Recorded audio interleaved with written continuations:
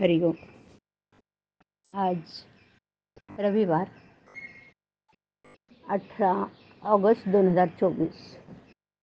सद्गुरू ब्रह्मचैतन्य गोंदवलेकर महाराज आज आपल्याला प्रवचनातून सांगणार आहेत की रामाला अनन्य भावे शरण जा. प्रपंचात देवाची आवश्यकता आहे हे सांगायला नको. प्रत्येकाने आपापल्या परिस्थितीनुसार अनुभव जर पाहिला तर त्याला खचित असं आढळून येईल की आपलं हे सर्व वैभव केवळ रामाच्या कृपेचंच आहे.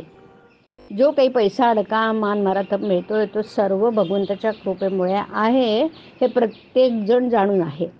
म्हणून जे जे कर्म आपल्या हातून घडत असतं ते त्याच्या सत्तेने होतं याची खात्री बाळगून कोणत्याही बऱ्या वाईट कर्माचा अभिमान धरू नका किंवा खेदही करू नका.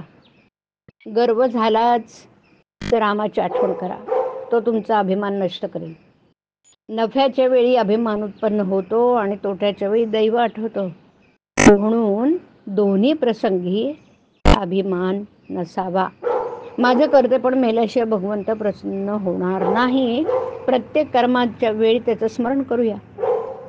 राम करता म्हणेल तो सुखी, मी करता म्हणेल तो दुःखी. लहान मुलाप्रमाणे निरभिमान असावं. रामालाच सर्व समर्पण करू आणि समाधान मानून घेऊ. रामाला शरण जावं, मजेत असावं, आनंदाने संसार करावा. तुझ्या नामस्मरणाची गोडी दे हेच मागावं ना. प्रत्येक गोष्ट भगवंताच्या इच्छेने होते हे समजून समाधानात राहा. वाईटाबद्दल कंटाळा किंवा सुखाबद्दल आसक्ती नको. असं वागल्याने हवे नको पण नाहीसं होतं आणि मग हंपणाला जागाच उरत नाही. तेव्हा आता एक करा. रामाला अनन्य भावे शरण जा. रामा, तू ठेवशील त्यात आनंद माने अशी त्याच्या चरणी मस्तक ठेवून प्रार्थना करा. तो तुम्हाला मदत करायला सदैव तयार आहे. आपण अभिमानामुळे मदती करता हातच पुढे करत नाही, त्याला तो काय करणार. तुम्हाला खरोखर परमेश्वराजवळ काय पाहिजे ते मागा, तो तुम्हाला खचित देईल. पण जे मागाल ते मात्र हिताचं मागा. समर्थ रामदास हे मनोभावे रामाचे दास झाले आणि म्हणून ते समर्थ होऊ शकले.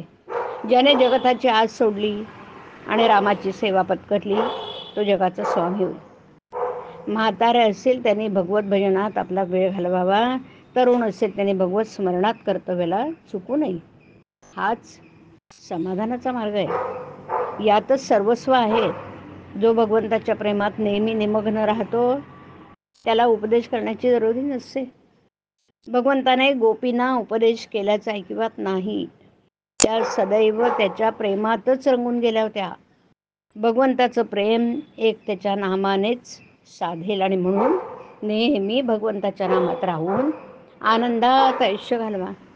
भगवंत कृपा करेल हाच माझा आशीर्वाद.